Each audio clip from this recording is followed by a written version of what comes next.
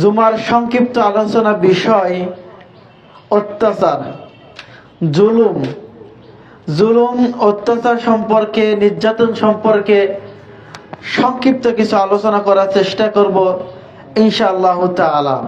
আল্লাহ সুবহানাহু ওয়া তাআলা আমাকে কোরআন এবং হাদিস থেকে আলোচনা করার তৌফিক দান করুন, আল্লাহুম্মা আমিন। সম্মানিত সমবেত মুসল্লিবৃন্দ, আমাদের আলোচনা বিষয় ভিত্তিক ধারাবাহিকভাবে আলোচনা হয়ে আসছে। ইতিপূর্বে আলোচনা করেছিলাম আপনাদের সামনে আত্মসাৎ সম্পর্কে।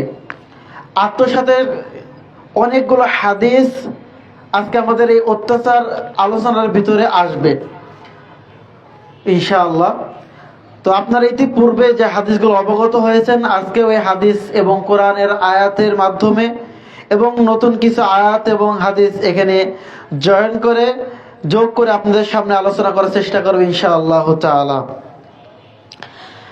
সম্মানিত সমবেত মুসল্লিবৃন্দ, জুলুম, অত্যাচার মহান আল্লাহ সুবহানাহু ওয়া তাআলা তিনি নিজের প্রতি হারাম করে নিয়েছেন এবং তার বান্দাদের প্রতিও হারাম করে দিয়েছেন। কোনো মানুষের জন্য উচিত নয়, শোভনীয় নয় যে সে একজন মানুষ আর একজন মানুষের উপর অন্যায় করবে, অত্যাচার, জুলুম, নির্যাতন করবে। এটা শোভনীয় নয়। আজকে বর্তমানে আমাদের সমাজ, আমাদের মানুষের মনুষ্যত্ব বোধ এত নিচে নামতে নামতে এত নিচে নেমে গিয়েছে যে আমাদের সবার চরিত্র হয়ে গেছে পশুর থেকেও নিকৃষ্ট। একটি পশু আর একটি পশুকে অন্যায়ভাবে হত্যা করে না। একটি পশু আর একটি পশুর উপর জুলুম, অত্যাচার, নির্যাতন করে না, যেটা মানুষ করে। একজন মানুষ আর একজন মানুষকে অন্যায়ভাবে হত্যা করে 20 টুকরো করে বস্তার মধ্যে ভরে পানিতে ফেলে দেয়। এইরকম নোংরা জঘন্য কাজ মানুষের দ্বারা সম্ভব হয়। আজ পর্যন্ত ইতিহাসে কোথাও উল্লেখ নাই যে কোনো পশুকে এইভাবে হত্যা করেছে, হত্যা করে 20 টুকরো করে বস্তায় পড়েছে। এটা কোনো পশুর জন্য শোভনীয় নয়। আর মানুষ নিচে নামতে নামতে এত নিচে নেমে গেছে যে মানুষের উপর জুলুম, অত্যাচার করে, কিছু মনে করে না। এটা স্বাভাবিকভাবে মানুষ মেনে নিয়েছে। অথচ অত্যন্ত জঘন্যতম কাজ হলো মানুষের উপর জুলুম, নির্যাতন করা। মানুষের উপর জুলুম, নির্যাতন এটা শুরু থেকে চলে আসছে, যা ইতিহাস সাক্ষী আছে। ইতিপূর্বে মুসা আলাইহিস সালাম, ইব্রাহিম আলাইহিস সালাম, আরো অন্যান্য নবী, এমনকি আমাদের নবী মুহাম্মদ সাল্লাল্লাহু আলাইহি ওয়াসাল্লামের প্রতিও জুলুম, অত্যাচার করা হয়েছে।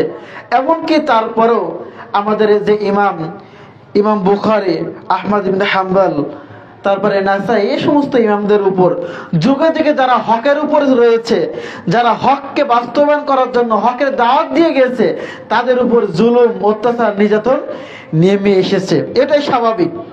যখন হকের উপর থাকবেন, হক কথা বলবেন, হকের দাওয়াত দিবেন, তখন বাতিলের গায়ে আগুন ধরবে। এটাই স্বাভাবিক। বাতিল মেনে নিতে পারবে না, হক মেনে নেওয়া খুবই কঠিন। কারণ সমাজে অন্যায়, অত্যাচার, পাপ, বিদআত, শিরক এমন ভাবে সয়লাব করেছে, যেখানে আপনি দাওয়াতি কাজ করতে গেলে, হক কথা মানুষের সামনে তুলে ধরতে গেলে আপনার উপর জুলুম, অত্যাচার আসবে। কারণ হক আপনার মানুষের কাছে পছন্দ হবে না। যার কারণে দেখছেন যে বিভিন্ন জায়গায় আমাদের দাওয়াতি প্রোগ্রামগুলো বন্ধ করে দেওয়া হচ্ছে, জুলুম করা হচ্ছে আমাদের উপর। সম্মানিত সমবেত মুসল্লিবৃন্দ, যারাই মানুষের উপর জুলুম, অত্যাচার করবে, আল্লাহ সুবহানাহু ওয়া তাআলা তাদের উপর শাস্তি নির্ধারণ করে রেখেছে। তাদের উপর শাস্তি চলে আসবে। যদি আমরা পৃথিবীর মানুষের উপর জুলুম, অত্যাচার করে দুনিয়া থেকে বিদায় নিয়ে যাই, পরকালে আল্লাহ সুবহানাহু ওয়া তাআলা সমস্ত গুনাহ ক্ষমা করে দিলেও এই জুলুম, অত্যাচার, নির্যাতনের পাপ আল্লাহ সুবহানাহু ওয়া তাআলা তিনি ক্ষমা করবেন না। কারণ যে কোনো পাপ যদি আমরা করি না কেন, এটা আল্লাহ সুবহানাহু ওয়া তাআলার সাথে সম্পৃক্ত পাপ। যদি আমরা সালাত ছেড়ে দিই, সালাত আদায় না করি, তাহলে যে গুনাহ করলে এটা আল্লাহর সাথে সম্পৃক্ত, আল্লাহ সুবহানাহু ওয়া তাআলা চাইলে তিনি ক্ষমা করে দেবেন। সিয়াম যদি না আদায় করি, যাকাত না দিই, আরো অন্যান্য আল্লাহ যার বিধান যদি আমরা না মেনে চলি, আল্লাহ চাইলে তিনি ক্ষমা করে দেবেন। এমনকি শিরিক করা গুনাহ যদি আল্লাহর সাথে করি আর তওবা করার পর আল্লাহ সুবহানাহু ওয়া তাআলা তিনি আমাদেরকে ক্ষমা করে দিবেন। কিন্তু জুলুম, অত্যাচার, নির্যাতন যদি কোনো মানুষের উপর আমরা করি আর ওই মানুষের নিকট থেকে যদি ক্ষমা না নিতে পারি, তাহলে আল্লাহ সুবহানাহু ওয়া তাআলা কিয়ামতের দিন এই গুনাহ ক্ষমা করবেন না। আল্লাহ সুবহানাহু ওয়া তাআলা সমস্ত গুনাহ ক্ষমা করে দেবেন, শিরিক গুনাহ যদি ক্ষমা করে দেবেন তওবা করে মৃত্যুবরণ করি, কিন্তু অন্যায়, অত্যাচার, জুলুমের পাপ আল্লাহ ক্ষমা করবেন না যতক্ষণ পর্যন্ত ব্যক্তি ক্ষমা না করবেন। তাহলে পরকালে উপায় কি? উপায়টা হলো, যদি আপনি আমি কারোর উপর জুলুম অত্যাচার করে মৃত্যুবরণ করি, তাহলে আল্লাহ সুবহানাহু ওয়া তাআলা তিনি আমার যে নেকি আছে ওই নেকিটা সেই ব্যক্তিকে দিয়ে দেবে যে ব্যক্তির উপর আমি জুলুম করেছিলাম। যদি আমার নেকি না থাকে, তাহলে ওই ব্যক্তির গুনাহগুলোকে আমার উপর চাপিয়ে দিয়ে আমাকে জাহান্নামে দিয়ে দেবে। তাহলে কিয়ামতে মৃত্যুর পূর্বে আমাদের মানুষের কাছ থেকে যার উপর জুলুম অত্যাচার করা হয়েছে তার কাছ থেকে ক্ষমা নিয়ে যাওয়া লাগবে। আল্লাহ সুবহানাহু ওয়া তাআলা তিনি কোরআন মাজিদে তার উম্মতকে, তার বান্দাকে সতর্ক করেছেন মানুষের উপর জুলুম অত্যাচার করার ব্যাপারে। জুলুম অত্যাচার ইসলামের একটি জঘন্যতম একটি অপরাধ, যাকে সবাই ঘৃণা করে। যে জুলুম করে সেও ঘৃণা করে, যে জুলুমটা করা উচিত নয়, তার উপর জুলুম হোক এটা সে নিজেও ঘৃণা করে। এর কারণে পার্থিব জীবনে যে মানুষের উপর জুলুম অত্যাচার করবে সে লাঞ্ছিত হবে এবং পরকালেও অপমানিত হবে। আল্লাহ সুবহানাহু ওয়া তাআলা তিনি সূরা আল মুমিনের 40 নম্বর সূরা 140 নম্বর সূরা 18 নম্বর আয়াত আল্লাহ তাআলা বলতেছেন, মা লিয-যালিমিনা মিন হামিমিন ওয়ালা শাফি'in ইউতা। আল্লাহ সুবহানাহু ওয়া তাআলা বলেন, মা লিয-যালিমিনা মিন হামিম, জালেমদের জন্য পরকালে কোনো বন্ধু থাকবে না। যে ব্যক্তি মানুষের উপর দুনিয়াতে জুলুম অত্যাচার করবে তার জন্য পরকালে কোনো বন্ধু থাকবে না, ওয়ালা শাফি', এবং কোনো সুপারিশকারী থাকবে না যে তার জন্য সুপারিশ করবে। মুহাম্মদ সাল্লাল্লাহু আলাইহি ওয়াসাল্লাম তার উম্মতের জন্য সুপারিশ করবে, কিন্তু যে ব্যক্তি জালেম ওই ব্যক্তির জন্য তিনি সুপারিশ করবে না। ওয়ালা শাফি'ইন, কোন সুপারিশকারী থাকবে না, ইউতাউ, যার সুপারিশ আল্লাহ সুবহানাহু ওয়া তাআলা গ্রহণ করবে। তাহলে এই আয়াতে আল্লাহ সুবহানাহু ওয়া তাআলা বলেন, মা লিয-যালিমিনা মিন হামিমিন ওয়ালা শাফি'ইন ইউতা, যে দুনিয়াতে যারা মানুষের উপর জুলুম অত্যাচার করবে কিয়ামতের মাঠে সে কোনো বন্ধু থাকবে না। আপনি দুনিয়ায় আপনার ক্ষমতা আছে, আপনার দলীয় ক্ষমতা আছে, আপনার বংশীয় ক্ষমতা আছে, অনেক ক্ষমতা আপনার, আপনি চাইলে মানুষের উপর জুলুম করতে পারেন, অত্যাচার করতে পারেন। আপনার দুনিয়ায় বিভিন্ন রকম বন্ধু থাকবে যারা আপনাকে সাপোর্ট করবে এই জুলুম করার জন্য।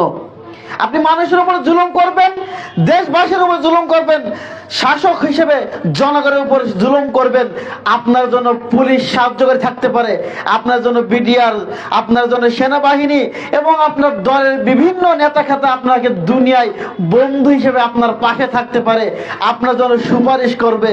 কিন্তু মনে রাখবেন, কিয়ামতের দিন আপনার কোনো বন্ধু থাকবে না। সেদিন কোনো বন্ধু পাবেন না। দুনিয়ায় তো জুলুম করেছেন, বন্ধু বান্ধব পেয়েছেন জুলুম করার জন্য, সাহায্য করছে তারা, কিন্তু পরকালে আপনার কোনো বন্ধু থাকবে না এবং আপনার কোনো সুপারিশকারীও থাকবে না। আপনি দুনিয়ায় আপনার ক্ষমতা আছে, আপনি বড় বড় দল করেন, যে দলের ক্ষমতা আছে, আপনি অন্যায়ভাবে একজনকে হত্যা করে ফেললেন, হত্যা করার পরে আপনাকে যখন ধরে নেওয়া হলো, আপনার লোক আছে সুপারিশ করলো আপনাকে করে, আবার আপনাকে মুক্ত করে নিয়ে আসতে পারে দুনিয়ায়, কিন্তু পরকালে কোনো বন্ধু পাবেন না যে আপনার সুপারিশ করবে আর আল্লাহ আপনার সুপারিশ কবুল করে মাফ করে দেবে, এমন কোনো বন্ধু থাকবে না। এজন্য দুনিয়ায় সাবধান, কারোর উপর যেন বিন্দু পরিমাণ জুলুম আপনার দ্বারা যেন না হয়, সাবধান থাকতে হবে। অন্য আয়াতে আল্লাহ সুবহানাহু ওয়া তাআলা বলতেছেন, ওয়ামা লিয-যালিমিনা মিন নাসির, আর জালেমকারীদের জন্য কোনো সাহায্যকারী থাকবে না, বন্ধু পাবেন না, সুপারিশকারী পাবেন না, এমনকি সাহায্য করার মতনও কেউ পাবেন না, সেদিনের জন্য অপেক্ষা থাকতে হবে। অন্য আয়াতে আল্লাহ সুবহানাহু ওয়া তাআলা বলতেছেন, ইন্নামাস সাবিলু আলাল্লাযিনা ইয়াযলিমুনান নাস, শুধু তাদের বিরুদ্ধে দোষারোপ করা হবে যারা মানুষের উপর অত্যাচার করে। পৃথিবীতে যারা মানুষের উপর অত্যাচার করে, জুলুম করে, এদেরকে পিছনে দোষ প্রচার করা হয় না? যে ব্যক্তি যে ক্ষমতা আছে, দাপট আছে, মানুষের উপর জুলুম করে, অত্যাচার করে, কিন্তু কোনো মানুষ নাই যে তার সামনে প্রতিবাদ করবে, তার সামনে প্রতিবাদ করার মতন কোনো মানুষ নাই, সাহস নাই, কিন্তু তার পিছনে সবাই বদনাম করে, তার পিছনে সবাই দোষ প্রচার করে। তাই আল্লাহ সুবহানাহু ওয়া তাআলা বলতেছেন, শুধু তাদের বিরুদ্ধে দোষারোপ করা হবে যারা মানুষের উপর অত্যাচার করে পৃথিবীতে, যারা অন্যায় অত্যাচার করে বেড়ায়, বিদ্রোহ করে বেড়ায়।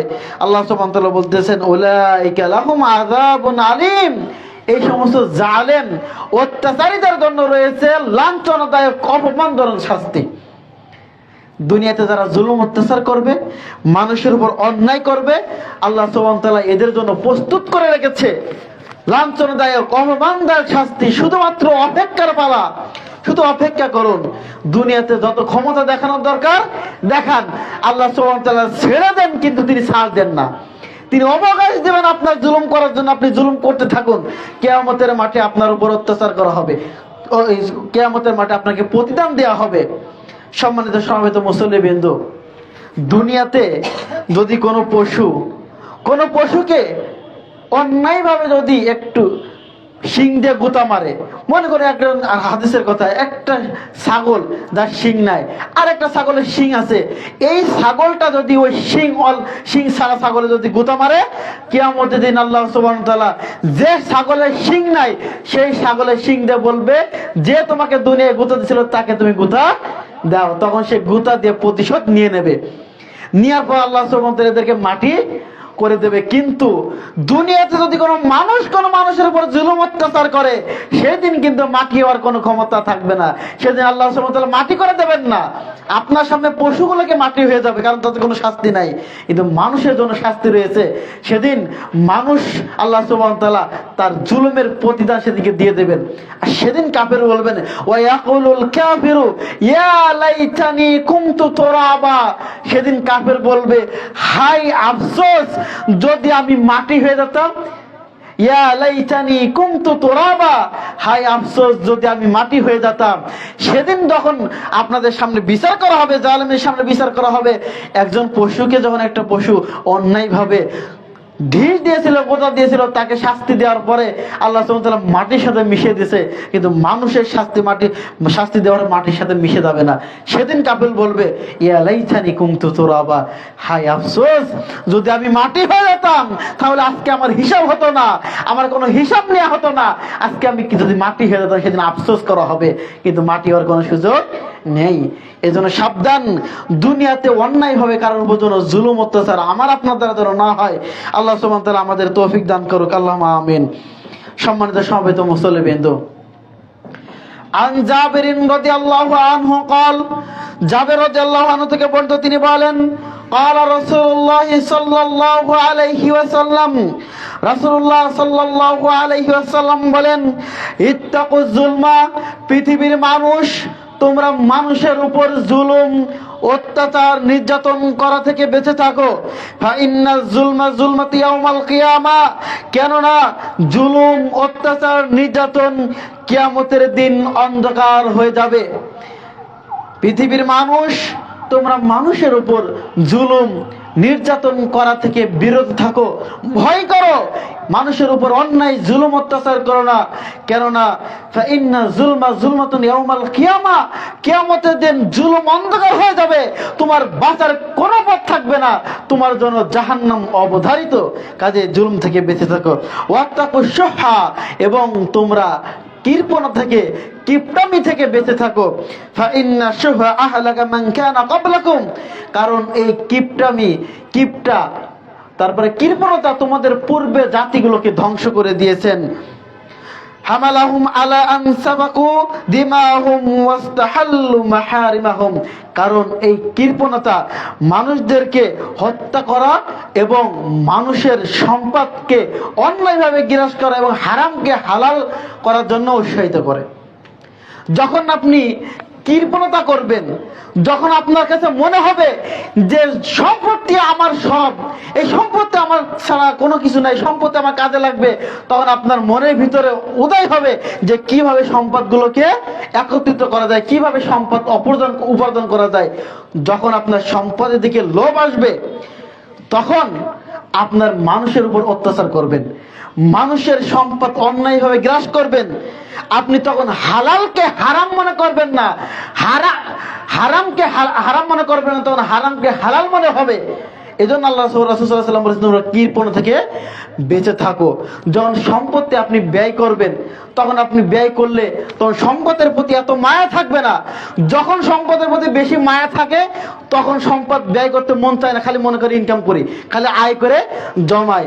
আর যখন জমানোর অভ্যাস হবে, কৃপণতা দেখানোর অভ্যাস হয়ে যাবে, তখন অন্যায়ভাবে ইনকাম করবেন, কিছু মনে হবে না, হারামকে হালাল মনে হবে।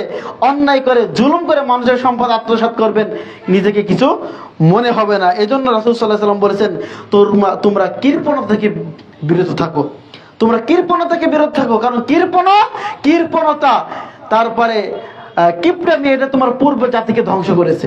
এই জন্য সমাজের সমবেত মুসল্লি বিন্দু, কৃপণতা থেকে, কিপটামি থেকে বিরত থাকবেন। যখন আপনাদেরকে বলা হয় কিছু দান খয়রাত করার জন্য, তখন অনেক সময় আমরা কি করি, কৃপণতা করি। এর থেকে বিরত থাকতে হবে। মন খুলে, হাত খুলে দান করবেন। আল্লাহ সুবহানাহু ওয়া তাআলা আপনাদের দানের ওসিলায় আল্লাহ সুবহানাহু ওয়া তাআলা দুনিয়ার যত বালা মুসিবত আছে এগুলো আপনাদের থেকে দূর করে দেবে ইনশাআল্লাহ। এই জন্য কৃপণতা থেকে বিরত থাকবেন। পরিবারের প্রতি খরচ করবেন, পরিবারের উপর খরচ করা থেকে বিরত থাকবেন না। অনেক সময় আমরা পরিবারের পিছনে কৃপণতা করি, কিপটামি করি খরচ করার ব্যাপারে, তাই না? এমন করি না অনেক সময়? রাসূল সাল্লাল্লাহু আলাইহি ওয়াসাল্লাম বলেছেন যে পরিবারের জন্য তুমি যেটা ব্যয় করবে, এটার প্রতিদান কিয়ামতের মাঠে তুমি পাবে। এটাও এক প্রকার সদকা হয়ে যাবে। এজন্য পরিবারের জন্য ব্যয় করবেন এবং দান সদকা করবেন। এক কথায় কৃপণতা থেকে আমাদেরকে বিরত থাকতে হবে। আল্লাহ সুবহানাহু ওয়া তাআলা আমাদের বোঝার তৌফিক দান করুন, আল্লাহুম্মা আমিন। আন আবি হুরায়রা রাদিয়াল্লাহু আনহু قال, আবু হুরায়রা রাদিয়াল্লাহু আনহু থেকে বর্ণিত, তিনি বলেন, قال রাসূলুল্লাহ সাল্লাল্লাহু আলাইহি ওয়াসাল্লাম, রাসূল সাল্লাল্লাহু আলাইহি ওয়াসাল্লাম বলেছেন, মান কানাত লাহু মাজলিমাতুন লিআখিহি মিন ইরদিহি আও শাইইন, দুনিয়াতে যদি কারোর প্রতি যদি এমন একটা সন্দেহ থাকে যে তার ইজ্জত ইজ্জত ছিনিয়ে নিয়েছি, তার সম্পদ আমি ছিনিয়ে নিয়েছি, তার মান ইজ্জত আমি ছিনিয়ে নিয়েছি, এমন যদি কারোর প্রতি হয়ে থাকে, তাহলে দুনিয়া থেকেই তার কাছ থেকে ক্ষমা চেয়ে নিতে হবে। আবু হুরায়রা রাদিয়াল্লাহু আনহু বলতেছেন, তিনি বলেন, রাসূল সাল্লাল্লাহু আলাইহি ওয়াসাল্লাম বলেছেন যে দুনিয়াতে যদি তুমি তোমার কোনো ভাইয়ের প্রতি তার সম্পদ যদি গ্রাস করে নাও, তার ইজ্জত যদি ছিনিয়ে নাও, তার সম্মান যদি তুমি ছিনিয়ে নিয়ে থাকো, তাহলে ওই দিন আসার পূর্বে তুমি তার কাছ থেকে সেই জুলুমের ক্ষমা চেয়ে নাও। যেদিন তোমার দিরহাম, তোমার দিনার, তোমার টাকা পয়সা কোনো কাজে আসবে না, সেই দিন আসার পূর্বে, অর্থাৎ কিয়ামত আসার আগেই তার কাছ থেকে ক্ষমা চেয়ে নিতে হবে। কারণ কিয়ামতের দিন যে ইজ্জত আপনি তার কাছ থেকে দুনিয়ায় ছিনিয়ে নিয়েছেন, কিয়ামতের দিন তার ইজ্জত দিতে পারবেন না। তার দুনিয়াতে যে টাকা পয়সা, অর্থ সম্পত্তি আপনি ছিনিয়ে নিয়েছেন অন্যায়ভাবে, তার উপর যে পরিমাণ জুলুম আপনি করেছেন, কিয়ামতের দিন আপনি ফিরিয়ে দিতে পারবেন না। এই জন্য দুনিয়ায় ক্ষমা চেয়ে নিতে হবে। তা না হলে কিয়ামতের দিন আপনার নেকি তাকে দেয়া হবে এবং তার গুনাহ আপনার উপর চাপিয়ে দেওয়া হবে, যখন আপনার নেকি থাকবে না। দেখুন পরের হাদিসে রাসূল সাল্লাল্লাহু আলাইহি ওয়াসাল্লাম বলতেছেন, আন আবি হুরায়রা রাদিয়াল্লাহু আনহু قال, আবু হুরায়রা রাদিয়াল্লাহু আনহু থেকে বর্ণিত, তিনি বলেন, قال রাসূলুল্লাহ সাল্লাল্লাহু আলাইহি ওয়াসাল্লাম, রাসূল সাল্লাল্লাহু আলাইহি ওয়াসাল্লাম বলতেছেন, আতাদরুনা মাল মুফলিস, সাহাবীরা তোমরা কি বলতে পারো নিঃস্ব ব্যক্তিকে? আতাদরুনা মাল মুফলিস, মুফলিস ব্যক্তিকে, নিঃস্ব, অসহায়, হত দরিদ্র ব্যক্তিকে? আলু, সাহাবীরা বললেন, আল মুফলিসু ফিনা মান লা দিরহাম লাহু ওয়ালা মাতাআ, সেই ব্যক্তি তো মুফলিস, সেই ব্যক্তি তো নিঃস্ব, অসহায়, দরিদ্র, যে ব্যক্তির দিরহাম নেই, টাকা পয়সা নেই, এমনকি খাদ্য দ্রব্য তার কাছে নাই। ফাকাল রাসূল সাল্লাল্লাহু আলাইহি আলাইহি ওয়াসাল্লাম, রাসূল সাল্লাল্লাহু আলাইহি ওয়াসাল্লাম বলতেছেন, ইন্নাল মুফলিসা, নিশ্চয় মুফলিস মিন উম্মতি, আমার উম্মতের মধ্য থেকে, আমার উম্মতের মধ্য থেকে তারাই তো হতদরিদ্র নিঃস্ব ব্যক্তি, মাই ইয়াতি ইয়াউমাল কিয়ামা বিসসালাতিন ওয়াস সিয়ামিন ওয়াজ যাকাতিন, ওই ব্যক্তি, যে ব্যক্তি কিয়ামতের মাঠে উপস্থিত হবে বিসসালাতি, সালাত নিয়ে, তার নেকিতে সালাতের যত নেকি আছে সমস্ত নেকি আছে, ফরজ সালাত, নফল সালাত, সুন্নাত সালাত, সমস্ত নেকি নিয়ে উপস্থিত হয়েছেন, ওয়াস সিয়ামিন, এবং সিয়ামের মতো নেকি নিয়ে উপস্থিত হয়েছেন, ওয়াজ যাকাতিন, এবং যাকাতের নেকি নিয়ে উপস্থিত হয়েছেন। কিয়ামতের মাঠে আমার এমন একজন উম্মত উপস্থিত হবে, ওয়ায়াতি কদ শাতামা হাযা ওয়া কযাবা হাযা ওয়া আকালা মালা হাযা ওয়া সাফাকা দামা হাযা ওয়া দারাবা হাযা, এমন সময় একজন ব্যক্তি এসে বলবে, আল্লাহ এই লোকটা অন্যায়ভাবে আমাকে একটা থাপ্পড় মেরেছিল, আল্লাহ এই লোকটি আমার কাছ থেকে এত টাকা আত্মসাৎ করে নিয়েছিল, আল্লাহ এই লোকটি আমার কাছ থেকে সম্পদ নিয়েছিল। এক এক করে এক একজন এসে আল্লাহ সুবহানাহু ওয়া তাআলার কাছে পেশ করতে থাকবে, আল্লাহ এই যে লোকটার কাছে সিয়ামের নেকি আছে, সালাত, যাকাত, এত বড় হাজি, এত বড় গাজী আজকে আপনার সামনে উপস্থিত হয়েছে, নেকির পরিপূর্ণ, কিন্তু লোকটা সৎ হওয়ার পরেও আমার অন্যায়ভাবে আমার আত্মসাৎ করেছিল, আমার জমি অন্যায়ভাবে আমাকে থাপ্পড় মেরেছিল, আমার ইজ্জত নিয়ে খেলাধুলা করেছিল। বিভিন্ন রকম পাওনাদার কিয়ামতের মাঠে আল্লাহর কাছে এসে বলবে এই লোকটার ব্যাপারে। তখন আল্লাহ সুবহানাহু ওয়া তাআলা তার কাছ থেকে নেকি নিয়ে সেই পাওনাদারদেরকে দিয়ে দেওয়া হবে। একজন এসে বলবে, আল্লাহ আমার থাপ্পড় মেরেছিল, আল্লাহ তার কাছ থেকে নেকি নিয়ে দিয়ে দেবে। সম্পদ নিয়েছিল, এক একবার যে পাওনাদার আল্লাহর কাছে পেশ করবে, সমস্ত পাওনাদারকে আল্লাহ সুবহানাহু ওয়া তাআলা তার কাছ থেকে নেকি নিতে নিতে নিতে নিতে সমস্ত নেকি দিয়ে দেওয়া হবে। দেখা যাবে ওই ব্যক্তির সিয়ামের যে নেকি ছিল কোনো নেকি তার আমলনামায় নাই, যাকাতে যে নেকি ছিল তার আমলনামায় কোনো নেকি নাই, সিয়ামের যে নেকি ছিল তার আমলনামায় কোনো নেকি নাই, সমস্ত নেকি শেষ, আর নেকি নাই তার কাছে। এখন পাওনাদার রয়ে গেছে কিন্তু নেকি শেষ হয়ে গেছে। তখন আল্লাহ সুবহানাহু ওয়া তাআলা ওই পাওনাদারদের কাছ থেকে তাদের গুনাহগুলোকে নিয়ে এই লোকের ঘাড়ের উপর চাপিয়ে দেবে, লোকের মানুষের গুনাহগুলো নিয়ে তখন সে জাহান্নামে চলে যাবে। নাউযু বিল্লাহি মিন যালিক। তাহলে দেখুন কত ভয়াবহ জিনিস, হ্যাঁ কত ভয়াবহ পাপ, আত্মসাৎ, জুলুম, অত্যাচার, মানুষের উপর জুলুম অত্যাচার করে যদি দুনিয়া থেকে বিদায় নিয়ে যান, তাহলে মুফলিস হিসেবে, হত দরিদ্র নিঃস্ব ব্যক্তি হিসেবে কিয়ামতের মাঠে উপস্থিত হবেন। আপনারা যদি সালাত আদায় করেন, সিয়াম পালন করেন, যাকাত দেন, দান সদকা সমস্ত সব কিছু করেন, কিন্তু আবার আপনার মানুষের উপর অত্যাচার করেন, মানুষের উপর জুলুম নির্যাতন করেন, মনে রাখবেন কিয়ামতের মাঠে আপনার সমস্ত আমলনামা পাওনাদারদেরকে দিয়ে দেওয়া হবে, আপনার আমলনামা থাকবে না। দুনিয়ায় আমরা সামান্য আমল করি, অল্প আমল করি, আমরা এতটুকু আমল নিয়েও আমরা কেউ বলতে পারি না আল্লাহ সুবহানাহু ওয়া তাআলা আমাদেরকে জান্নাতে দেবে কিনা। আমরা জানি না এই আমলের বিনিময়ে জান্নাত পাবো কিনা। যদি আল্লাহ সুবহানাহু ওয়া তাআলা দয়া করে তাহলে ইনশাআল্লাহ জান্নাতে যেতে পারবো। আল্লাহ সুবহানাহু ওয়া তাআলার কাছে দোয়া করে, আল্লাহ তুমি আমাদেরকে দয়া করে তোমার রহমতের মাধ্যমে জান্নাতে প্রবেশ করো, আল্লাহুম্মা আমিন। তো আমাদের এই আমলের বিনিময়ে আমরা জান্নাতে যেতে পারবো কিনা জানি না, তারপরেও যতটুকু আমল করি, আবার যদি কিয়ামতের মাঠে যদি আমল দিয়ে দেওয়া হয় জুলুমের কারণে, অত্যাচার করার কারণে, তাহলে আমাদের জন্য কিয়ামতের মাঠে ভয়াবহ অবস্থা হয়ে যাবে। সম্মানিত সমবেত মুসল্লিবৃন্দ, এজন্য আপনাদেরকে আহ্বান জানাই, যতটুকু আমল করি আমরা সৎ আমল করি, যাতে করে আমাদের এই আমলগুলো যেন ধ্বংস না হয়ে যায়, আমলগুলো কিয়ামতের দিন যেন বাতিল না হয়ে যায়, এই আমলগুলো যেন অন্যদেরকে না দেওয়া লাগে, এই সতর্ক থাকবেন, যাতে করে আপনার দ্বারা কেউ নির্যাতিত না হয়, কেউ যেন অপমানিত না হয়, কারো সম্পদ যেন আপনি আত্মসাৎ না করে নেন অন্যায়ভাবে, সেটা যেইভাবে হোক। আজকে আমরা মনে করতে পারি না যে কিভাবে আমরা আত্মসাৎ করি। আপনি বাজারে যান, বাজারে যাওয়ার পরে একজনের ব্যবসায়ীর কাছ থেকে আপনি বাজার করে নিয়ে আসলেন, সেখান থেকে যদি জোর করে আপনি একটা মাত্র মরিচ বা একটা মাত্র পেঁয়াজও যদি দাড়ি পাল্লায় বেশি নেন, তাহলে এটার জন্য আপনাকে কিয়ামতের দিন নেকি দেওয়া লাগবে, যদি লোকটা ক্ষমা না করে। আবার আপনি একজন ব্যবসায়ী, যদি অন্যায়ভাবে আপনি যদি সামান্য পরিমাণ যদি ওজনে কম দেন, সামান্য পরিমাণ যদি আপনি ক্রেতাকে ঠকান, তাহলে এই ক্রেতা যদি আপনাকে ক্ষমা না করে, তাহলে এই ঠকানোর কারণে কিয়ামতের দিন আপনার নেকি থেকে নেকি দেওয়া লাগবে। এই জন্য সাবধান, লেনদেনের ব্যাপারে, কথাবার্তা বলার ব্যাপারে আপনি যা মুখে আসে তাই আপনি বলে দিলেন। সাবধান, মুখকে সাবধান করবেন। অন্যায়ভাবে যেন কাউকে যেন কোনো সময় আপনার মুখের মাধ্যমে কষ্ট না দেওয়া হয়।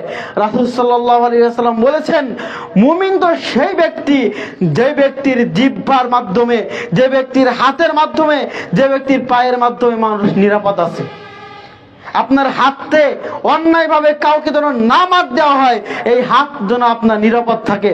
আপনার জিহ্বার মাধ্যমে অন্যায়ভাবে যেন কাউকে কিছু না বলা হয়, আপনার কথার মাধ্যমে কেউ যেন কষ্ট না পেয়ে থাকে, আপনার হাতের মাধ্যমে, আপনার লেনদেনের মাধ্যমে কেউ যেন কষ্ট না পেয়ে থাকে, এজন্য সতর্ক থাকতে হবে। যদি আপনার কথা এবং কাজের মাধ্যমে যদি কেউ কষ্ট পেয়ে থাকে, আর যদি আপনি তার কাছ থেকে ক্ষমা না নিতে পারেন, তাহলে পরকালে আপনাকে তাকে নেকি দেওয়া লাগবে। এটা মনে রাখবেন, এটা মনে রাখবেন। আজকে আমাদের স্বভাব এত খারাপ হয়ে গেছে। আজকে মনে করুন একজন রিক্সাওয়ালা, রিক্সা যদি আমরা উঠি, রিক্সাওয়ালা রিক্সায় ওঠার পরে তখন আমরা যখন রিক্সাওয়ালা ভাড়া থেকে একটু টাকা বেশি চাই, তখন আমার ক্ষমতা আছে দেওয়া, আবার মারার ক্ষমতা আছে। সেখানে কি এই ক্ষমতা দেখানো উচিত? আপনি আমি কি করি? অন্যায়ভাবে একটা থাপ্পড় মেরে দিই, যে বলি বেটা 30 টাকার ভাড়া তুমি 40 টাকা যাচ্ছ। এই যে অন্যায় ভাবে যদি রিক্সাওয়ালাকে আপনি থাপ্পড় মারেন, অথবা যদি 20 টাকা ন্যায্য ভাড়াতে এসে আপনি অন্যায় ভাবে তাকে 10 টাকা দিয়েছেন, আবার একটা থাপ্পড়ও মেরেছেন, মনে রাখবেন ওই রিক্সাওয়ালা যদি আপনাকে ক্ষমা না করে, তাহলে কিয়ামতের মাঠে আপনাকে ওই রিক্সাওয়ালাকে নেকি দেওয়া লাগবে, থাপ্পড় দেওয়ার কারণে আর 10 টাকা কম দেওয়ার কারণে। মনে রাখবেন, এটা মনে রাখবেন। আজকে আমরা অনেকের একেবারে ছোট মনে করি, এটা সতর্ক থাকা দরকার। অনেক সময় বাদামওয়ালারা বাদাম বিক্রি করে না, আমরা বাদাম কিনতে নিয়ে যে বলি ভাই আমাকে 100 গ্রাম বাদাম দেন। 100 গ্রাম বাদামের দাম যদি 20 টাকা হয়, লোকটা বাদাম মাপতে মাপতে আরো 5 গ্রাম বাদাম আমরা খেয়ে ফেলে উঠে। এই যে লোকটা আপনাকে কিছু বলতে পারে না, নিরুপায়, কারণ আপনি ক্রেতা, তার কাছ থেকে বাদাম কিনতেছেন, সে কিছু বলতে পারে না। এর মাঝে আপনার 5-6টা বাদাম খাওয়া হয়ে গেছে। মনে রাখবেন যে অন্যায়ভাবে যে বাদামগুলো আপনি খেয়েছেন, এই পাঁচটার বাদামের দাবি যদি লোকটা না ছাড়ে, ওই বিক্রেতা, কিয়ামতের মাঠে এই বাদামের পরিবর্তে আপনাকে নেকি দেওয়া লাগবে। আপনি প্রস্তুত থাকুন, সাবধান।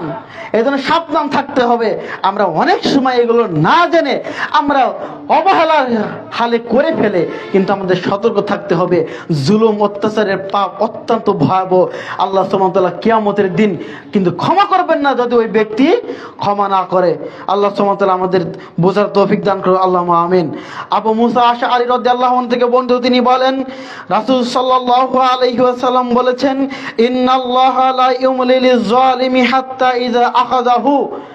রাসূল সাল্লাল্লাহু আলাইহি ওয়াসাল্লাম বলতেছেন, আল্লাহ তাআলা অত্যাচারীকে একটি নির্দিষ্ট সীমা পর্যন্ত অবকাশ দেয়।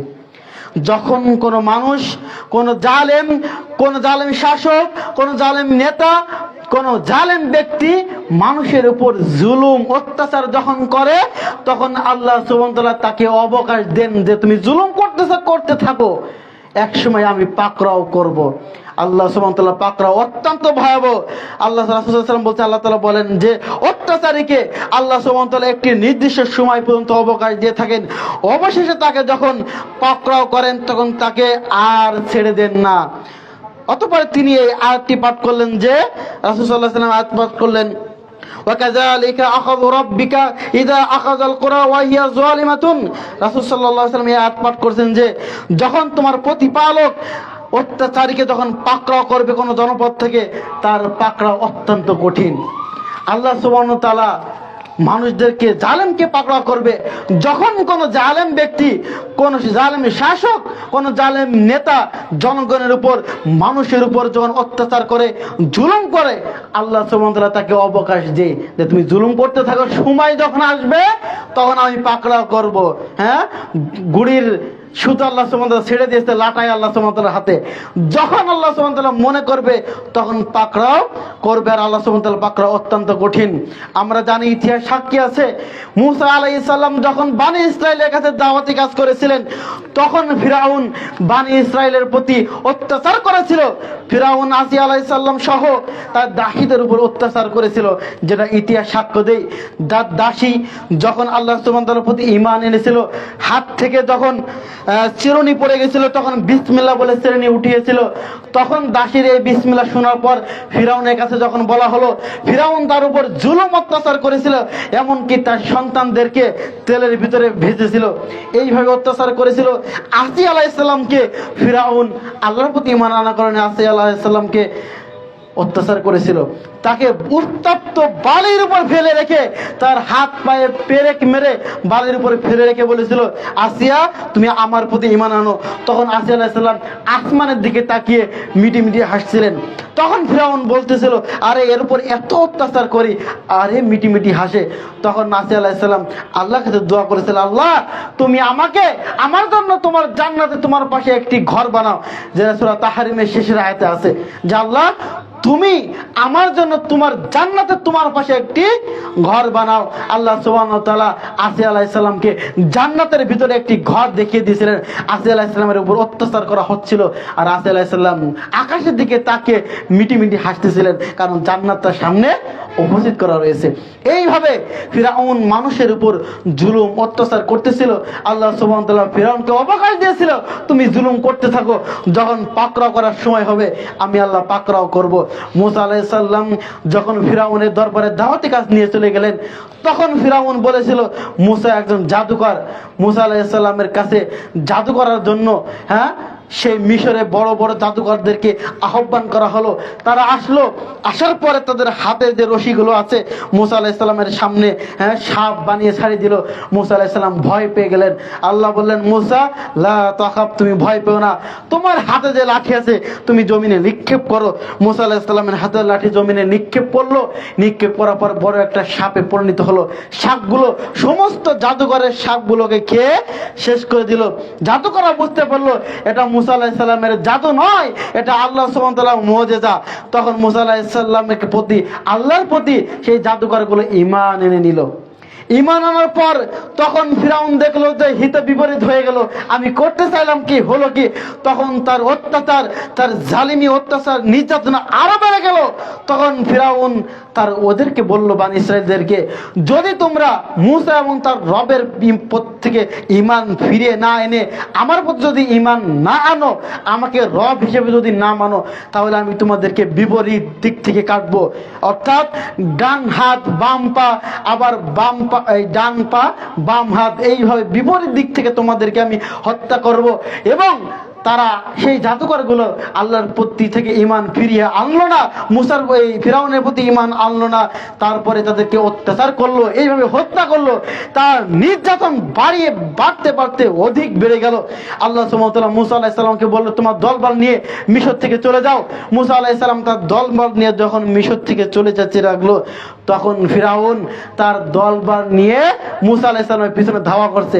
এতকাল অত্যাচার করে আসছিল, এখন পাকড়া করার সময় হয়েছে, আল্লাহ সুবহানাহু ওয়া তাআলা ধাওয়া করে নিয়ে আসছে। এখন মুসা আলাইহিস সালাম এবং তার দলবল যখন নীল নদের কিনারে চলে আসলেন, যখন সমুদ্রের নিকটে যখন চলে আসলো, তখন মুসা আলাইহিস সালামের দলবল বানি ইসরাইল বলতেছেন, মুসা আমরা তো পাকড়াও হয়ে গেছি, এখন কি করব? তখন বলল, তোমরা ভয় পেও না, অবশ্যই আমার রব আমার সাথে আছে, তিনি আমাদেরকে পথ দেখাবেন। মুসা আলাইহিস সালাম তিনি লাঠি সমুদ্রে নিক্ষেপ করার সাথে সাথে সমুদ্র 12টি রাস্তা হয়ে গেল। তাফসীর ইবনে কাসিরের ভিতর আসছে 12টি রাস্তা হয়ে গেল, এবং 12টি রাস্তার মাঝখান দিয়ে জানালা হয়ে গেছে, যাতে করে 12টি গোত্রকে দেখতে পারে যে তাদের কি অবস্থা। জানালা হয়ে গেছিল। তখন তারা যখন সেই সমুদ্র পার হয়ে তীরে উঠে গেল, তখন ফিরাউন একেবারে সমুদ্রের কূলে এসে তিনি দেখতে পেলেন, ফিরাউন জানতো যে এই সমুদ্রের মধ্যে যদি আমি নামি, তাহলে পানির মধ্যে আমার চুবানো হবে। কারণ মুসা আলাইহিস সালামের রব মুসা আলাইহিস সালামকে পার করে দিয়েছেন, কিন্তু আমার তো পার করবে না, আমি তো সন্ত্রাসী, আমি তো জানি। সে ভয়ে দাঁড়িয়ে আছে, পার হতে চাই না। সে মনে মনে চিন্তা করতেছে, আমি আমার দল বললে ফিরে যাবো। ঠিক আমার তো অবস্থায় তার সৈন্য দলের পিছনে ছিল মিকাইল আলাইহিস সালাম, এবং ফিরাউনের যে ঘোড়া তার কাছে ছিল জিবরাইল আলাইহিস সালাম। জিবরাইল আলাইহিস সালাম তার পাশে এসে এমন একটা আওয়াজ করলো, আওয়াজ করার সাথে তার ঘোড়া তো জিবরাইল আলাইহিস সালামকে দেখে একেবারে ফিরাউনকে নিয়ে সমুদ্রের মধ্যে ঢুকে গেল। ফিরাউন আটকানোর চেষ্টা করে, কিন্তু ঘোড়া তো আটকায় না, কারণ জিবরাইল আলাইহিস সালাম নিয়ে গেছে সমুদ্রের ভিতরে। যখন জিবরাইল আলাইহিস সালাম ঘোড়াটা সমুদ্রের ভিতরে নিয়ে গেছে, আর পিছন থেকে মিকাইল আলাইহিস সালাম তার দলবলকে হাঁকে সমুদ্রের ভিতরে, একেবারে তাড়িয়ে সমুদ্রের ভিতরে নিয়ে চলে আসলো। যখন মিকাইল আলাইহিস সালাম সমুদ্রের ভিতরে নিয়ে আসছে আর ফিরাউন দেখে যে আমার তো নিয়ন্ত্রণ নাই, ঘোড়া তো আমার নিয়ে যাবে, তখন বলতেছে যে তোমরা সবাই সমুদ্রে চলে আসো, সমুদ্রের রাস্তা তো এটা আমাদের জন্য, মুসার থেকে বেশি হকদার আমরা, মিশর তো আমাদের, এই রাস্তা আমাদের জন্য। ও মনে করছে বাপের রাস্তা, বুঝতে পারলে? এই জন্য ও নিজেও নামলো, ও জনগণকেও সমুদ্রের ভিতরে নামালো। যখন নামিয়ে আনা হলো তখন আল্লাহ সুবহানাহু ওয়া তাআলা সমুদ্রকে আদেশ দিলেন, পানিদেরকে আদেশ করলেন তোমরা এক হয়ে যাও। পানি যখন এক হয়ে গেল, হাত্তা ইযা আদরাকাহুল গরাক, যখন সমুদ্রের পানিগুলো একত্রিত হয়ে তাদেরকে যখন ডুবিয়ে ফেলে, মানে একেবারে ফিরাউনকে চুবানি, নাকানে চুবানি খাচ্ছে পানি, একবার উপরে উঠে একবার নিচে যায়, এইভাবে যখন হাবুডুবি খাওয়া শুরু করছে, তখন ফিরাউন চিন্তা করলো এখন তো বাঁচার কোনো উপায় নাই। আল্লাহ সুবহানাহু ওয়া তাআলা আমার এতকালে অত্যাচার, জুলুম, নির্যাতন করে অবকাশ দিয়েছিল, আজকে আমার কোনো ছাড় নেই, এখন তো অবস্থা খারাপ। এখন কি করতে হবে? মুসার রবের প্রতি ঈমান আনা ছাড়া তো কোনো উপায় নেই। এখন মুসা বলতেছে ক্বালা আমানতু আন্নাহু লা ইলাহা ইল্লাল্লাযী আমানতু বানু ইসরাঈল, আমানাত বানু ইসরাঈল। তখন ফিরাউন বলতেছে আল্লাহ, সেই রবের প্রতি ঈমান আনলাম যে রবের প্রতি ঈমান এনেছিল বানি ইসরাঈল। এখন সরাসরি কয় না যে আল্লাহ আমি তোমার প্রতি ঈমান আনলাম, এই কথা আল্লাহ সুবহানাহু ওয়া তাআলার কাছে বলেন, বলছে আল্লাহ ওই বানি ইসরাঈল যে রবের প্রতি ঈমান এনেছে আমি সেই রবের প্রতি ঈমান আনলাম। তাফসীর ইবনে কাসিরে আছে যে জিবরাইল আলাইহিস সালাম মুহাম্মদ সাল্লাল্লাহু আলাইহি ওয়াসাল্লাম বলল, যখন ফিরাউন বলতেছিল আল্লাহ আমি সেই রবের প্রতি ঈমান আনলাম যে রবের প্রতি ঈমান এনেছিল বানি ইসরাঈল, তখন আমি তার মুখের ভিতরে বালু ঢুকে দিয়েছিলাম যাতে করে সে লা ইলাহা ইল্লাল্লাহ কালিমা বলে মুসলিম না হতে পারে। কারণ আল্লাহ সুবহানাহু ওয়া তাআলা দয়া অপরিসীম, যখন সে আল্লাহর প্রতি ঈমান আনতেছিল আল্লাহ সুবহানাহু ওয়া তাআলা দয়া করে যে তার ঈমান না কবুল করে নেয়, এজন্য সে মুখ থেকে যেন না বলতে পারে, এজন্য তার মুখের ভিতরে বালু ঢুকে দিয়েছিল। এটা তাফসীর ইবনে কাসিরে আপনার ঘটনাটা পুরোটা পেয়ে যাবেন। তখন সে ঈমান আনতে পারে নাই, তখন বলেছিল আল্লাহ আমি তো এখন বানি ইসরাঈলের প্রতি ঈমান এনেছি, ওয়া আনা মিনাল মুসলিমিন, আমি তো এখন মুসলমানদের অন্তর্ভুক্ত হয়ে গেছি, তুমি কেন আমাকে চুবাচ্ছ, এখন তো এটা মুক্তি দাও। তখন আল্লাহ সুবহানাহু ওয়া তাআলা বলেছে আল-আন, এখন ওয়াকাদ আসাইতা ক্বাবলু ওয়া কুনতা মিনাল মুফসিদিন, আরে তুমি ছিলে আগে সন্ত্রাসী, তুমি ছিলে জালেম, অত্যাচারী, ফিতনাবাজ, তুমি সমাজে সব মানুষের উপর অত্যাচার করেছো, এখন ঈমান আনলে কোনো কাজ হবে না। আল-আন, এখন, অথচ তুমি এর আগে ছিলে সব থেকে বড় সন্ত্রাসী, এর আগে সব থেকে বড় জুলুম অত্যাচারকারী তুমি ছিলে, এখন বিপদে পড়ে আল্লাহ তোমার প্রতি ঈমান এনেছে, এখন ঈমান কাজ আসবে না। তো আল্লাহ সুবহানাহু ওয়া তাআলা তাকে এত অবকাশ দিয়েছিল মানুষের উপর জুলুম করা, যখন অত্যাচার করতে করতে শেষ পর্যায়ে চলে গেছে আল্লাহ সুবহানাহু ওয়া তাআলা তাকে অপমানিত করে, তাকে লাঞ্ছিত করে তাকে দুনিয়া থেকে বিদায় করেছিল। পানির ভিতরে চুবাই তার ক্ষমতা, সমস্ত ক্ষমতা পানির সাথে মিশে গিয়েছিল। বানি ইসরাঈলের কাছে তার পরাজিত হয়েছিল ফিরাউন। তাফসীর ইবনে কাসির আসছে যখন বনি ইসরাঈলের আপনার ফিরাউনের কিছু দল বা বনি ইসরাঈল থেকে তারা অস্বীকার করতে লাগলো অনেকে যে ফিরাউনকে মনে হয় আল্লাহ সুবহানাহু ওয়া তাআলা শাস্তি দেন নাই, ফিরাউন জীবিত আছে। তখন আল্লাহ সুবহানাহু ওয়া তাআলা আবার পানিকে বলল যে ফিরাউনকে তুমি উঠিয়ে দাও। ফিরাউনকে আল্লাহ সুবহানাহু ওয়া তাআলা পানি থেকে উঠিয়ে দিলেন এবং তিনি ঘোষণা করলেন যে ফিরাউন তোমাকে আমি কিয়ামত পর্যন্ত শুটকি বানিয়ে রাখবো, যাতে করে তোমার নিদর্শন দেখে মানুষ শিক্ষা গ্রহণ করতে পারে। তাহলে যারা দুনিয়াতে মানুষের উপর জুলুম, অত্যাচার, নির্যাতন করবে তাদের উচিত হবে এই ফিরাউনের কাছ থেকে শিক্ষা গ্রহণ করা, ফিরাউনের কাছ থেকে শিক্ষা গ্রহণ করা। আমরা জানি যে নমরুদ ইব্রাহিম আলাইহিস সালামের উপর অত্যাচার করেছিল, এই নমরুদকে আল্লাহ সুবহানাহু ওয়া তাআলা দুনিয়া থেকে বিদায় করেছিলেন একটা ন্যাংরা খোঁড়া মশার মাধ্যমে। একটা ন্যাংরা খোঁড়া মশা নমরুদের নাকের মধ্যে ঢুকে গেছিল, মাথার ভিতরে কুটকুট করে কামড় দিত। যখন সহ্য করতে পারতো না তখন একজন কর্মচারীকে রেখে দিয়েছিল, সেই কর্মচারীকে বলছিল তুমি আমার মাথায় সবসময় আঘাত করবা। হাত দেওয়ার কত আঘাত করা যায়, হাত দিয়ে পারে না, তখন পায়ের জুতা দিয়ে মাথায় আঘাত করতো। তাহলে নমরুদকে, যে নমরুদ মানুষের উপর জুলুম, অত্যাচার, নির্যাতন করেছিল, আল্লাহ সুবহানাহু ওয়া তাআলা তাকে পাকড়া করেছিল, দুনিয়া থেকে একটা ন্যাংরা মশার মাধ্যমে জুতা পিড়াতে পিড়াতে দুনিয়া থেকে বিদায় করেছিল। তো এই সমস্ত শাসক, এদের কাছ থেকে আমাদের শিক্ষা নেওয়া উচিত। দুনিয়াতে যেই শাসক আসুক না কেন, যেই ক্ষমতাশীল নেতা নেত্রী যে আসুক না কেন, মানুষের উপর যদি জুলুম, অত্যাচার করে তাহলে দুনিয়া থেকে তাকে নমরুদ, ফিরাউনের মতন বিদায় নেওয়া লাগবে। যার প্রমাণ আপনারা পেয়েছিলেন 2024 সালে 5ই আগস্ট আমাদের উপর যেই পরিমাণ জুলুম অত্যাচার নির্যাতন করা হয়েছিল, যে শাসক আমাদের সেনাবাহিনীদেরকে হত্যা করেছিল, যে শাসক আমাদের উপর জুলুম অত্যাচার করেছিল, নির্যাতন করেছিল, আল্লাহ সুবহানাহু ওয়া তাআলা তাকে বাংলাদেশ থেকে বিদায় করে দিয়েছিল। সম্মানিত সভাপতি মুসলিমবৃন্দ, আপনারা চিন্তা করে দেখুন, আমরা কি কখনো চেয়েছিলাম আমাদের সেই শাসক, সেই প্রধানমন্ত্রী বাংলাদেশ থেকে যাক? আমরা সব সময় তার কাছে চেয়েছিলাম আপনি পদত্যাগ করুন, এটাই আমরা চেয়েছিলাম। কিন্তু আল্লাহ সুবহানাহু ওয়া তাআলা তিনি অবকাশ দিয়েছিলেন তার জুলুম অত্যাচার করার জন্য, আর আল্লাহ চেয়েছে একে পদত্যাগ কেন, দেশ থেকে বিতাড়িত করব। ঠিক আল্লাহ সুবহানাহু ওয়া তাআলা ছাত্র জনতার মাধ্যমে দেশ থেকে তাকে বিতাড়িত করেছিল। তাহলে জুলুম অত্যাচার নির্যাতন যতই করুন না কেন, আল্লাহ সুবহানাহু ওয়া তাআলা অবকাশ দিবেন, ছাড় দিবেন, কিন্তু ছেড়ে দেবেন না। আল্লাহ সুবহানাহু ওয়া তাআলা লাঞ্ছিত, অপমানিত, অপদস্থ করে দুনিয়া থেকে বিদায় করবেন। দুনিয়া থেকে ফিরাউন নমরুদকে বিদায় করেছিল, আর আমাদের জ্বলন্ত প্রমাণ আমাদের দেশ থেকে তাকে বিতাড়িত করে অন্য দেশে নিয়ে যাওয়া হয়েছে। তাহলে আমাদের শিক্ষা গ্রহণ করতে হবে। এজন্য যারাই ক্ষমতা আসি না কেন, যেই ক্ষমতায় আসি না কেন, আমরা আমাদের উচিত হবে ইতিহাস থেকে শিক্ষা গ্রহণ করা। ইতিহাস থেকে শিক্ষা গ্রহণ করা। আপনি ক্ষমতার দাপটে, আপনার দলীয় দাপটে যদি মানুষের উপর জুলুম অত্যাচার করেন, তাহলে মনে রাখবেন আল্লাহ সুবহানাহু ওয়া তাআলা আপনাকে যে কোনো ভাবে, যে কোনো সময় আপনাকে পাকড়াও করবেনই করবেন। আর মানুষের উপর জুলুম অত্যাচার করার কারণে আল্লাহ আপনাকে অপমান করবেই করবে। এজন্য সাবধান। সমস্ত মসজিদের মুসল্লিবৃন্দ, আপনাদেরকে সাবধান করব, মানুষদেরকে, মানুষের উপর কখনো জুলুম অত্যাচার করবেন না। জুলুম অত্যাচার যদি মানুষের উপর করেন, তাহলে আল্লাহ সুবহানাহু ওয়া তাআলা আপনাকে অপমানিত করবে, আপনাকে লাঞ্ছনাদায়ক শাস্তি কিয়ামতের জন্য আপনার জন্য অবস্থান করবে। এজন্য মানুষের উপর জুলুম অত্যাচার করা থেকে আমাদেরকে বিরত থাকতে হবে। এমনকি ইতিহাসের প্রত্যেকটা থেকে শিক্ষা গ্রহণ করা উচিত।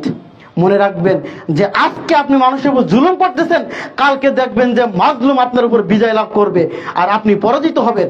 আজকে মাজলুমের কাছে আপনি বিজয় লাভ করেছেন, দেখবেন একসময় মাজলুম আপনার উপর বিজয় লাভ করবে। যেটা ঝুলন্ত প্রমাণ আপনাদের সামনে আছে, আর তুলে ধরতে চাইছেন। পরিশেষে একটা হাদিস বলে শেষ করব। রাসূল সাল্লাল্লাহু আলাইহি ওয়াসাল্লাম বলেছেন, 3 শ্রেণীর ব্যক্তিত্ব আল্লাহ সুবহানাহু ওয়া তাআলা কখনো ফেরত দেন না। তার 1 নম্বর ব্যক্তি হলো মাজলুম, যার প্রতি জুলুম অত্যাচার করা হয়, তার দোয়া আল্লাহ সুবহানাহু ওয়া তাআলা কোনোদিন ফেরত দেন না। অন্য হাদিসে রাসূল সাল্লাল্লাহু আলাইহি ওয়াসাল্লাম বলেছেন, যদি মাজলুম কাফেরও হয়, কুফরি করে, তারপরেও তার দোয়া আল্লাহ সুবহানাহু ওয়া তাআলা কবুল করে।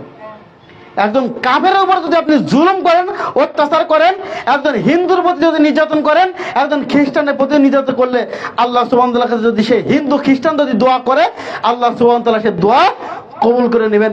রাসূল সাল্লাল্লাহু আলাইহি ওয়াসাল্লাম মুআয ইবনে জাবালকে যখন ইয়ামানে পাঠিয়েছিলেন, তখন বলেছিলেন, মুআয তুমি সব সময় মাজলুমের দোয়া থেকে বিরত থাকবে, মাজলুমের উপর জুলুম করা থেকে বিরত থাকবে। জেনে রাখো, একজন মাজলুমের মাঝে আর আল্লাহর মাঝে কোনো পর্দা নেই, ডাইরেক্ট দোয়া। একেবারে এখান থেকে দোয়া করার সাথে আল্লাহ সুবহানাহু ওয়া তাআলার দোয়া চলে যাবে, মাঝখানে কোনো রকম পর্দা নেই। অন্য কেউ দোয়া করলে কবুল হতে দেরি হলে হইতে পারে, কিন্তু মাজলুম দোয়া করার সাথে ডাইরেক্ট দোয়া করার সাথে কবুল হবে। এখান থেকে সুইচ টিপ দেওয়ার সাথে সাথে যেমন লাইট জ্বলে ওঠে, ব্যাস আল্লাহর কাছে মাজলুম দোয়া করার সাথে সাথে কবুল হয়ে যাবে, একটু দেরি হবে না। সে যে লোকটা হোক না কেন, সে হিন্দু খ্রিস্টান বৌদ্ধ যেই হোক না কেন, মাজলুম যদি সে হয়, আর আল্লাহর কাছে দোয়া করার সাথে সাথে আল্লাহ দোয়া কবুল করে নেবে। এজন্য সব সময় আমাদেরকে মাজলুমের দোয়া থেকে আমাদেরকে বিরত থাকতে হবে। কেউ যেন আপনার অত্যাচারে জালেম, আপনি যেন জালেম না হন, আর আপনার অত্যাচারের কারণে কেউ যেন মাজলুম না হয়। আল্লাহ সুবহানাহু ওয়া তাআলা আমাদের বোঝার তৌফিক দান করুক, আল্লাহুম্মা আমিন। সম্মানিত সভাপতি মুসল্লিবৃন্দ, এজন্য বলি, যারা দুনিয়াতে এর আগে যা যা করেছেন, যেখানে মানুষের কাছে জুলুম অত্যাচার যাই করেছেন না কেন, এখন মানুষের কাছ থেকে ক্ষমা চেয়ে নেন, ক্ষমা চেয়ে নেন। আর পরবর্তীতে কোন জাতির উপর, কোন মানুষের উপর, কোন জনগণের উপর যেন বিন্দু মাত্র আপনার দ্বারা জুলুম না হয়, এই প্রতিজ্ঞা গ্রহণ করুন। আল্লাহ সুবহানাহু ওয়া তাআলা আমাদের তৌফিক দান করুক, আল্লাহুম্মা আমিন।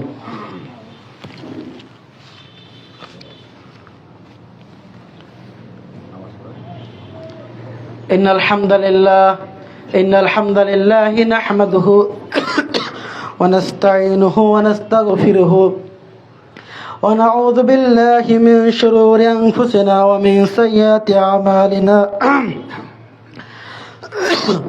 من يهده الله فلا مضل له ومن يضلل فلا هادي له وأشهد أن لا إله إلا الله وحده لا شريك له وأشهد أن محمدا عبده ورسوله أما بعد أعوذ بالله من الشيطان الرجيم بسم الله الرحمن الرحيم إن الله وملائكته يصلون على النبي يا أيها الذين آمنوا صلوا عليه وسلموا تسليما اللهم صل على محمد وعلى آل محمد كما صليت على إبراهيم وعلى آل إبراهيم إنك حميد مجيد সামনে থেকে এগিয়ে আসেন পিছনে দাঁড়িয়ে আছে اللهم بارك على محمد وعلى آل محمد كما باركت على إبراهيم وعلى آل إبراهيم إنك حميد مجيد ربنا ظلمنا أنفسنا وإن لم تغفر لنا وترحمنا لنكونن من الخاسرين ربنا آتنا في الدنيا حسنة وفي الآخرة حسنة وقنا عذاب النار رب ارحمهما كما ربياني صغيرا رب ارحمهما كما ربياني صغيرا اللهم اغفر لحينا وميتنا وشاهدنا وغائبنا وصغيرنا وذكرنا وأنثانا اللهم اغفر وللمؤمنين والمؤمنات والمسلمين والمسلمات اللهم اغفر لنا وللمؤمنين والمؤمنات في كل مكان اللهم اغفر لنا وللمؤمنين والمسلمين في كل زمان اللهم أعز الإسلام والمسلمين اللهم أعز الإسلام والمسلمين وأذل الشرك والمشركين ودمر أعداء الدين يا رب العالمين আল্লাহ সুবহানাহু ওয়া তাআলার কাছে দোয়া করি আল্লাহ সুবহানাহু ওয়া তাআলা তিনি আমাদের সকলকে ক্ষমা করুক আল্লাহুম্মা আমিন আল্লাহ যারা ঋণগ্রস্ত আছে তুমি সকলকে ঋণ মুক্ত হওয়ার তৌফিক দান করো আল্লাহুম্মা আমিন আল্লাহ যারা অসুস্থ আছে তুমি সকলকে শিফায়ে কামেলা আজেলা দান করো আল্লাহুম্মা আমিন আল্লাহ যারা মৃত্যুবরণ করেছে তাদের কবরে আযাব maaf করে জান্নাতুল ফিরদাউস দান করো আল্লাহুম্মা আমিন আল্লাহ যারা আমরা জীবিত আছি তুই আমাদের সকলকে ঈমানের উপর অটল থেকে দুনিয়া থেকে বিদায় হওয়ার তৌফিক দান করো আল্লাহুম্মা আমিন আল্লাহ তুমি আমাদের সকলকে কোরআন এবং সহিহ হাদিসের উপর আমল করার তৌফিক দান করো আল্লাহুম্মা আমিন আল্লাহ তুমি আমাদের সকলকে পাঁচ ওয়াক্ত সালাত জামাতের সাথে আদায় করার তৌফিক দান করো আল্লাহুম্মা আমিন আল্লাহ আমরা যার উপর জুলুম অত্যাচার যা করি আল্লাহ তুমি আমাদের সকলকে জুলুম অত্যাচার করা থেকে বিরত থাকার তৌফিক দান করো আল্লাহুম্মা আমিন আল্লাহ যদি কারোর উপর জুলুম করে থাকি আল্লাহ তাদের কাছ থেকে ক্ষমা চাওয়ার তৌফিক দান করো আল্লাহুম্মা আমিন আল্লাহ তুমি আমাদের সকলকে ঈমানের উপর অটল থেকে দুনিয়া থেকে বিদায় হওয়ার তৌফিক দান করো আল্লাহুম্মা আমিন আল্লাহ আজকে খুতবায় যতটুকু আলোচনা করেছি আমাকে সহ আমাদের সকলকে এর উপর আমল করার তৌফিক দান করো আল্লাহুম্মা আমিন সুবহানাকাল্লাহুম্মা ওয়া বিহামদিকা আশহাদু আল্লা ইলাহা ইল্লা আনতা আস্তাগফিরুকা ওয়া আতুবু ইলাইক। কুমু লিস সালাহ কাতা সুদা করিনি।